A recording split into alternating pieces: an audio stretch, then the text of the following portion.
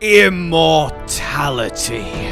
Since time immemorial, mankind has seeked to conquer death, to shake the fear of the grave, and laugh bold in the face of oblivion. And hunters are no different. And I have brought you true, unkillable might.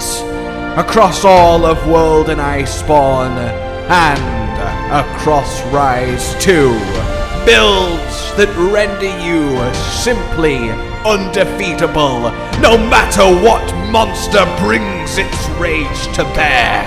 And now, in Sunbreak, immortality rises once again.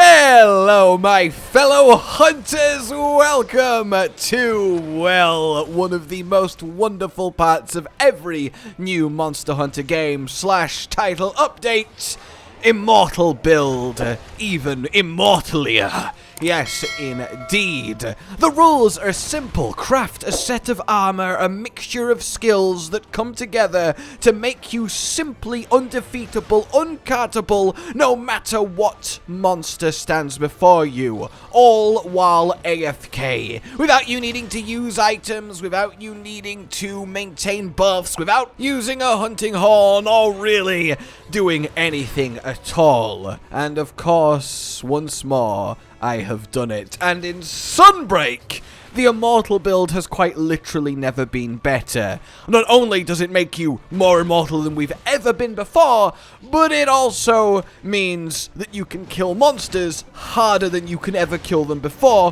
while being immortal. As you're seeing with 5 minutes of just sat there doing precious little against a Gore and a Tigrex while they hilariously cannot kill me. Seriously, guys, this set is nuts. Look at my health going up without me doing anything. Like, is that not cuckoo nutty bananas? Oh, it is wonderful. And then when you actually start hitting the monster... Oh my god, anything that can't one-shot you, and nothing can one-shot you because, okay, look, this is Afflicted Garangome's ultimate attack and an Afflicted Nova explosion at the same time. Look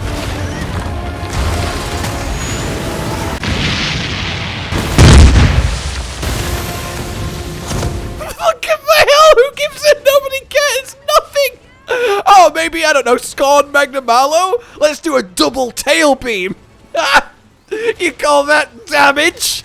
Oh my god, this is such a fun set. It really, really is. And it, of course, works on every single weapon, so pick whatever your favorite is. Great Sword is particularly good because of Adamant Slash and Rage Slash, letting you tank damage even more and then return it for having doing so, but it's really not a requirement. So without further ado, let's get actually into this and how this is being achieved. And seriously, you really do want to pay attention to the background footage in this one. At no point during the entire Afflicted Garangome did I stop attacking or did I have to heal myself. Like, it's so satisfying and it results in still like a 14-minute kill. To say this set has no offensive skills because I'm that unkillable and never stop having to hit him, the kill time isn't that bad, especially when designing afflicted monsters. Someone asked how much health they should have, and Capcom were over there like 1 million. So in any case then, these are the armor skills that we are actually working with. They are basically the formula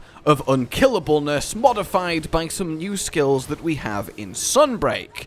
We of course have maximum defense. It is a healthy increase, and when you start reaching silly numbers of defense, you really start to notice it. On top of having a 5 ranks of defense in one level 4 decoration, it's just great. Taking half damage some of the time is also a fantastic way to not die in Divine Blessing. 30% more healing from all sources, and we have a lot of healing sources on this set, is absolutely imperative. Recovery up up. Recovery speed to quadruple the speed at which our red health actually regenerates, which plays into Kushala Blessing and gets us back on top of things very, very quickly. Bit of stun resistance, because I'm using Great Sword with this, but you can replace those 1 slots when we get to them with anything you want. Kushala Blessing lets you naturally just regen health past even having red. Yes, it's affected by recovery up, and yes, it stacks with other permanent health regen, of which we will be having multiple types of. And then, of course, Blood Rite.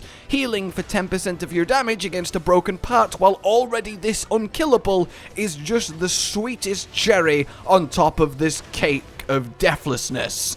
And then we just have a few smattering of skills that kind of just come part and parcel with the set that we're doing here. All of them kind of help a little bit. The poison attack will be explained, and generally the only ones of real note here are Furious, which gives us an extra bit of defense and resistance for sticking in Red Scroll, which of course we will be doing, and then Spirit Bird's Call, which will slowly fill up our petalace and make us that much more effective over the course of being immortal in the hunt.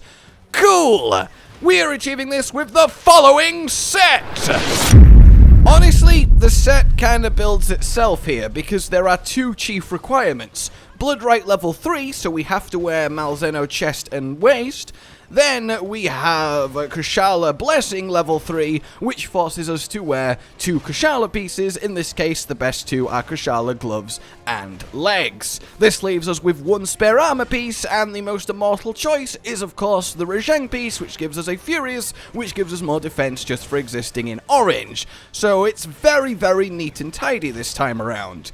When it comes to weapon choice, then, well, you have 2 real choices for every weapon class. You want either the Chameleos one for the added poison and lots of slots to help power the set. Poison is very, very good for making up for the lack of damage that being immortal gives you, and really helps you with those kill times, which is really, really nice. Or we go for the Royal Order weapons, which have a flat plus 50 defense if you just want to go all in on not taking damage. But trust me, when you're already sat at above 800 defense just from the set normally, you really don't need that and can go for the bit more output that Chameleos brings you. That's why I've thrown a couple poison attacks in spare slots just to help power that. There are a few more nuts and bolts that go into this, which we will get to, though you can see now how it has all been decorated up and what you should be aiming for.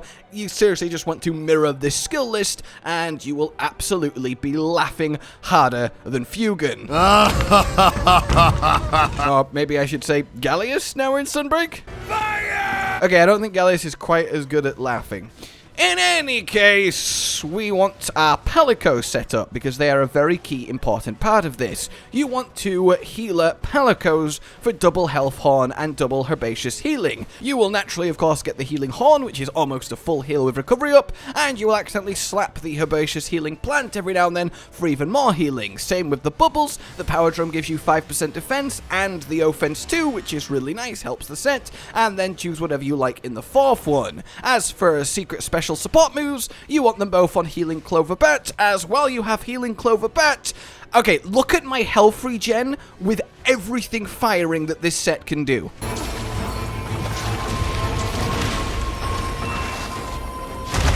Is that not absolutely amazing? My God!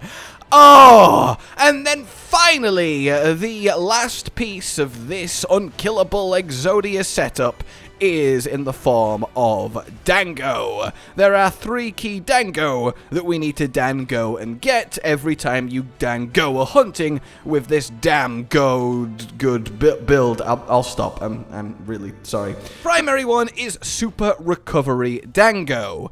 This basically gives you a permanent slow health regen tick the entire hunt, which on top of Kushala Blessing, which it stacks with, is a recipe for massive amounts of passive healing no matter what is happening to you. This is very much required. You also want Dango Defender, as it's an even more effective Divine Blessing and will come in very, very handy for your general livableness.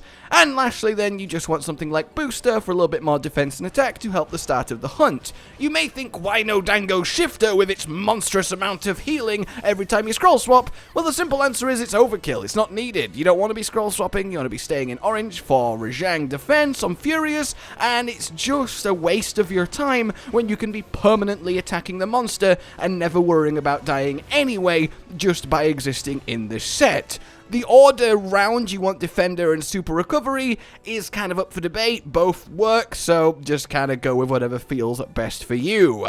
Oh, then a quick mention to items. You can combine all of this with the Gourmet Fish, which will give you a minute and a half of another health regen over time, which stacks with, yes, Kashala Blessing and, yes, Super Recovery, which is... it's so funny, and that's kind of cool. Not needed, of course, but it is really neat. And, of course, we want our armor skin for even more slight defense.